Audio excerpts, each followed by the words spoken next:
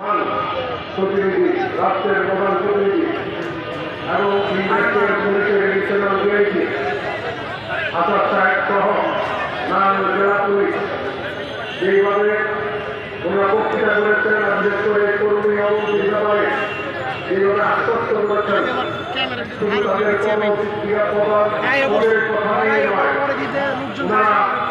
শুধু এইটুকু বলেছেন একটা ভালো হিসাবে আমাদের প্রতি আস্থা রয়েছেন, যার কারণে ওনাদেরকে আস্থা রেখেছি। আর আস্থা রেখেই আমাদের সেই ব্যানার পরিবর্তন করেছে। বন্ধুরা আমার, ভাইরা, আজকে আমরা এখানে সমবেত হয়েছি অবন্তি এই কর্মী গ্রুপ তার পূর্বের ঐতিহ্য শুধু আজকে নয়, বহিরাগত মাস্টারদের শ্রমিকদের অত্যাচার নির্যাতন করা, এই কর্মী গ্রুপের মালিকের জীবনের শ্রমিকের অধিকার থেকে বঞ্চিত করা, এই কর্মী গ্রুপ যখন একটা শ্রমিকের বয়স 5 বছর থেকে 10 বছর চাকরির বয়স হয়ে যায় তখন তাদেরকে বহিরাগত মাস্টারদের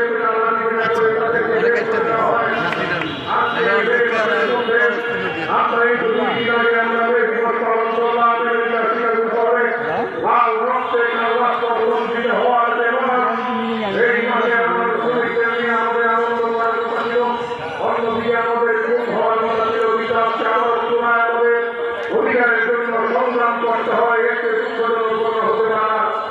কিন্তু যেভাবে বাংলাদেশ এগিয়ে যাচ্ছে উন্নয়নের শিখায়, এই উন্নয়নের সাথে আজকে বাংলাদেশের উন্নয়নের জন্য অনেকে অনেক ক্রেডিট দেন, কিন্তু সবচেয়ে বড় ক্রেডিট এই বাংলার শ্রমজীবী মানুষের। ভাইরা আমার, বন্ধুরা আমার, কর্মকে নিয়ে বলেন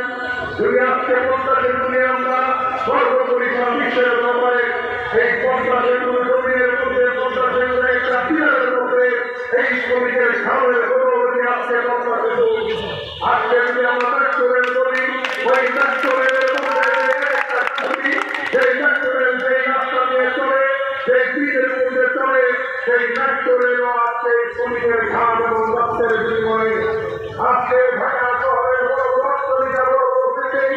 আজকে বাংলাদেশকে আমরা উন্নয়নশীল দেশ হিসাবে গর্ব করি। আমরা সেখানে শ্রমিকের ঘামের বিনিময়ে আজকে যদি আমরা বলি বৈদেশিক মুদ্রা অর্জন করে বাংলাদেশ, এই বৈদেশিক মুদ্রা অর্জনের ক্ষেত্রে 80 লাখ টাকা আছে আমাদের গার্মেন্টস সেক্টর থেকে। সেই গার্মেন্টস সেক্টরে মানব মেধা এবং শক্তি বিনিয়োগ করে আমাদের গার্মেন্টস শ্রমিকের পাওয়া হবে না। এবং গার্মেন্টস শ্রমিকের বন্ধুরা শুধু তাই নয়, এই মানুষকে চলাচলের জন্য এক জায়গা থেকে অন্য জায়গায় পৌঁছে দেওয়ার জন্য বাংলার পরিবহন শ্রমিক থেকে শুরু করে একটা অটোরিকশার শ্রমিক পর্যন্ত বাংলাদেশের উন্নয়নের জন্য ভূমিকা রাখছে। বন্ধুরা আমার, আজকে বাংলাদেশের যে কর্মকাণ্ডের সময় আজকে একটা জাতি গর্বের লক্ষ্যে শ্রমিকের ঘাম এবং শ্রমের কোন উন্নয়ন, কোন প্রতিভা, কোন বিকল্প নাই। আজকে সেইভাবে এই শ্রমিকের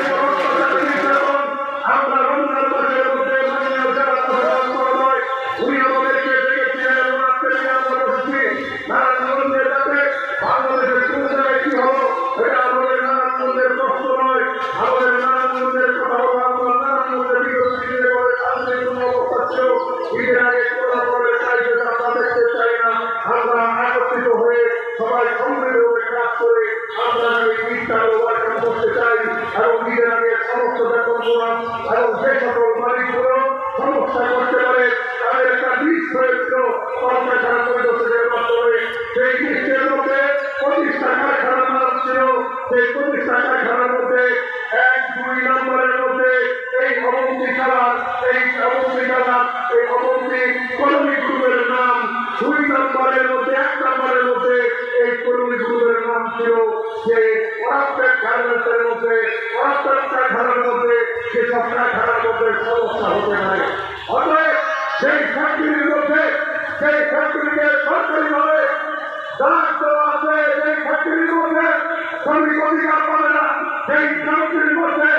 একটা সুনির্দিষ্ট হবে 3 দিন একটা ফ্যাক্টরি, সেই ফ্যাক্টরি বেতন আসছে তার বহানা করতে পারে, যার নাম 1 নম্বর শীর্ষে 2 নম্বর শীর্ষে তারা ইস্তেমল ওই সকল নামের শীর্ষে নাম ওই ফ্যাক্টরি। আবার পুনরায় ঈদের আগে যে কোনো হোক আমরা ম্যানেজ করেছি শ্রমিক ভাইদেরকে শুধু বোনাস দিয়েছে বেতন দেয় আমার শ্রমিক ভাইদেরকে, তারপর আমার শ্রমিক বন্ধুরা তাদেরকে আমরা বলেছি ঈদের পরে আপনার সমস্ত কিছু দেওয়া হবে। ঈদের পরে আসার পরে ব্যক্তি ব্যক্তি আমরা